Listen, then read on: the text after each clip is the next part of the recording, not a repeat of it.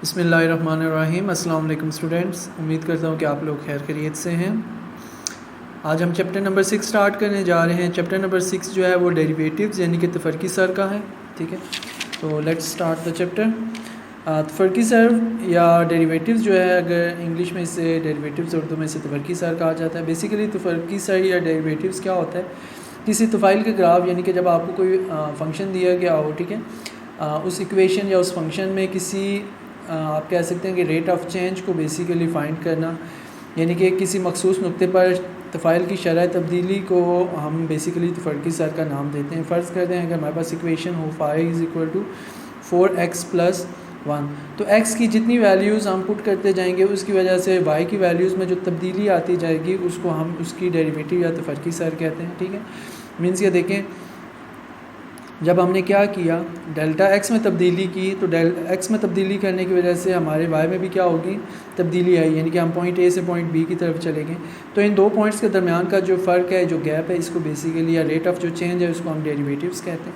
ठीक है, डेरिवेटिव्स जो है बेसिकली अगर तो रेट ऑफ चेंज जो है वो एक ख़ास शरह से है, तो इसमें फिर आपके पास जो कर्व आएगा वो एक बेसिकली पैरेलल लाइन होगी। ठीक है, उस एक यानी कि ख़त्म मुस्तकीम जिसे आप कह सकते हैं। ठीक है, यानी कि अगर कोई तफ़ाइल यक दर्जी है, यानी कि अगर आपकी इक्वेशन जो है वो लीनियर है, सिंगल है, यानी कि उसमें आपके पास जो वेरिएबल्स हैं, ठीक है, जो आपने फाइंड करने हैं, वो अगर सिर्फ एक हैं, तो फिर आपका जो ग्राफ है वो ख़त्म मुस्तकीम बनेगा, लिहाजा इसके हर नुक्ता पर तफरकी सर यकसा रहेगा। लेकिन अगर आपका जो तफ़ाइल है वो दो दर्जी है, यानी कि वो लीनियर इक्वेशन नहीं है, ठीक है, वहाँ पे आपके पास x की पावर 1 से ज़्यादा है, तो फिर आपका जो हते तलब है वो जो आपका कह लें कि इक्वेशन का जो ग्राफ है वो बेसिकली हते मुस्तकीम नहीं बनेगा, बल्कि उसमें बेसिकली क्या आना शुरू हो जाएगा, कर्व आना शुरू हो जाएगा। ठीक है, अगर हम बात करें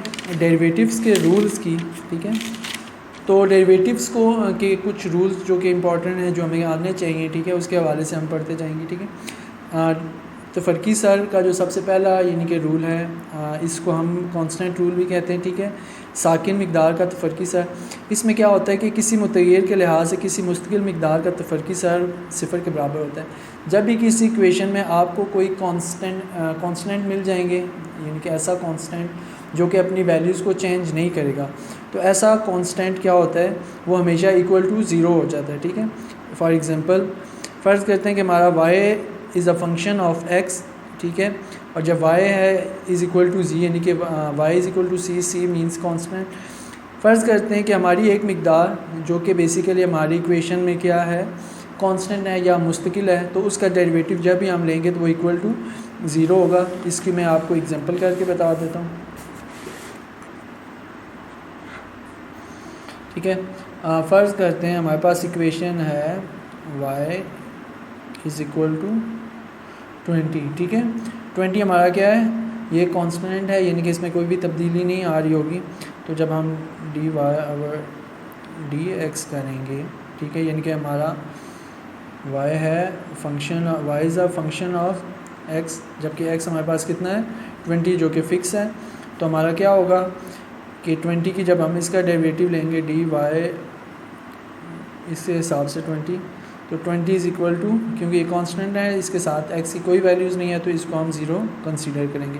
यानी कि जब भी हमारे पास कोई मुस्तकिल मकदार या साकिन मकदार आ जाएगी, तो उसका डेरिवेटिव जब भी हम लेंगे तो वो इज़ इक्वल टू ज़ीरो कहलाएगा। ठीक है, यहाँ पे भी इन्होंने एक और एग्जांपल कर दी है। ठीक है, अगर यहाँ पे देखें, ठीक है, फ़र्ज़ करें y इज़ इक्वल टू 18 है, तो क्योंकि 18 जो है हमारे पास एक कांस्टेंट है, यानी कि मुस्तकिल मकदार है जिसमें तब्दीली नहीं आ रही होती, तो जब भी इसका डेरिवेटिव लिया जाएगा तो ये इक्वल टू ज़ीरो हो जाएगा। ठीक है, और उसके बाद सेकंड कायदा है, किसी मुतग़य्यर का उसके अपने लिहाज से तफरकी सर एक के बराबर होता है। ठीक है, the derivative of any variable with respect to itself is equal to unity, यानी कि किसी भी डेरिवेटिव, किसी भी मुश्किल मकदार का जब अपने हिसाब से डेरिवेटिव लिया जाएगा तो वो इक्वल टू 1 होगा। इक्वल टू 1 होने का देखें, जैसे यहाँ पे देखें y, यहाँ x एक मुतग़य्यर मकदार है जिसमें तब्दीली आ रही है, यानी कि x हमारा क्या है कि एक ऐसा वेरिएबल है जो कि वक्त के साथ तब्दील होगा। ठीक है, लिहाजा dy/dx is equal to d/dx, क्योंकि y हमारा है फंक्शन ऑफ x है, ठीक है। तो x हमारा इक्वल टू 1 होगा। इसको जब हम किसी इक्वेशन के तहत सॉल्व करेंगे तो वो ज़्यादा देखें। y फ़र्ज़ करते हैं जैसे y is equal to 4x, ठीक है, dy ओवर dx, ठीक है। उसके बाद d ओवर dx, x की जगह यहाँ पे x की वैल्यू पुट करेंगे, ठीक है, क्योंकि x हमारा जो y हमारा क्योंकि y जो हमारा फंक्शन है x का, तो x की जगह x की वैल्यू पुट करेंगे। तो x को हमने क्या कहा था कि जब किसी मुतग़य्यर का वेरिएबल का अपने हिसाब से उसके अपने विद रिस्पेक्ट टू इटसेल्फ जब हम लेंगे तो इक्वल टू यूनिटी होगा, तो हम x को 1 के इक्वल कंसीडर कर लेंगे। तो 4x इज़ इक्वल टू, यानी कि x की जगह x की वैल्यू 1 पुट कर देंगे, तो 4 1 ज़ा 4। इसको मैं आपको क्वेश्चन के थ्रू सॉल्व कर देता हूँ, ठीक है। फ़र्ज़ करते हैं हमारे पास है इक्वेशन लिखी हुई है y is equal to 6x, ठीक है, dy ओवर dx, ठीक है, dx एज इट इज़ रहा y की जगह, क्योंकि हमने पढ़ा है कि y फंक्शन है x का और x, ठीक है, y की जगह y की वैल्यू 6x पुट की, ठीक है, d ओवर dx, ठीक है, 6x, क्योंकि हमने क्या पढ़ा है कि जब भी किसी वेरिएबल जो एक वेरिएबल है, ठीक है, उस विद रिस्पेक्ट टू इटसेल्फ उसका जो डेरिवेटिव इक्वल टू 1 होता है यूनिटी के, तो x की जगह हम क्या पुट कर देते हैं 1, ठीक है, ये d है, ठीक है। तो 6 1 ज़ा 6। एक और एग्जांपल इसी तरह से कर लेते हैं, ठीक है। फ़र्ज़ करें y इज़ इक्वल टू हमारे पास हो 12x, ठीक है, dy ओवर dx, ठीक है, dy की जगह y की वैल्यू 12x पुट की, ठीक, dy over dx 12 as it is रहा। x का हमने क्या कहा था कि विद रिस्पेक्ट टू इटसेल्फ इसका हमेशा क्या होता है, इक्वल टू यूनिटी होता है, तो इसका डेरिवेटिव 12 ही आ जाएगा, ठीक है। उसके बाद आ जाता है कुव्वत वाले तफ़ाइल का फ़र्की सर, यानी कि पावर रूल, ठीक है। पावर रूल आप कह सकते हैं कि ऐसी इक्वेशन जहाँ पे आपके पास जो इक्वेशन दी गई है उसमें पावर्स आ रही हों, तो ठीक है, ऐसी पावर्स अगर फ़र्ज़ करते हैं जैसे x की power is equal to a है, ठीक है, तो ऐसी पावर्स वाला अगर आपके पास कोई इक्वेशन आ जाए जिसका आपने डेरिवेटिव फाइंड करना होता है, तो इसके लिए बहुत इजी सा रूल है। वो इजी सा रूल ये है कि आपने क्या करना है कि आपने जो पावर है उसको वेरिएबल के साथ मल्टीप्लाई करना है और उसकी पावर को उस और ऊपर जो पावर उसकी रिमेनिंग है उसमें से 1 को माइनस कर देना है, ठीक है। इसको मैं आपको इजीली समझाऊंगा तो इसमें आपको समझ आ जाएगी, होप सो, ठीक है। फ़र्ज़ करते हैं हमारे पास इक्वेशन दी गई हो if y is equal to 3x का स्क्वायर, ठीक है, dy ओवर dx, ठीक है, d एज इट इज़ रहा x, y की जगह y की वैल्यू 3x का स्क्वायर पुट किया, ठीक है। अभी उसके बाद क्या हुआ, ठीक है, अभी देखें हमने कहा क्या कहा था कि इसकी पावर को इसका जो कोफिशिएंट है उसके साथ मल्टीप्लाई करना है, ठीक है, और फिर उसकी पावर में से एक को लेस कर देना है, ठीक है। तो क्या होगा, 3 के साथ आपने 2 को मल्टीप्लाई कर दिया, ठीक है, और x में से आपने क्या किया, 2 में से 1 माइनस कर दिया, ठीक है। 3 2 6, x क्योंकि 1 है तो 1 लिखने की ज़रूरत नहीं है, तो आपका जो डेरिवेटिव इसका आ जाएगा वो 6x आ जाएगा, ठीक है। सिंपल सी बात है कि आपने क्या करना है कि आपने इसकी पावर को इसके कोफिशिएंट के साथ मल्टीप्लाई कर देना है और पावर में से एक माइनस कर देना है, ठीक है। एक और एग्जांपल हम कर लेते हैं। फ़र्ज़ करते हैं हमारे पास है 35x की पावर 3, ठीक है, dy ओवर dx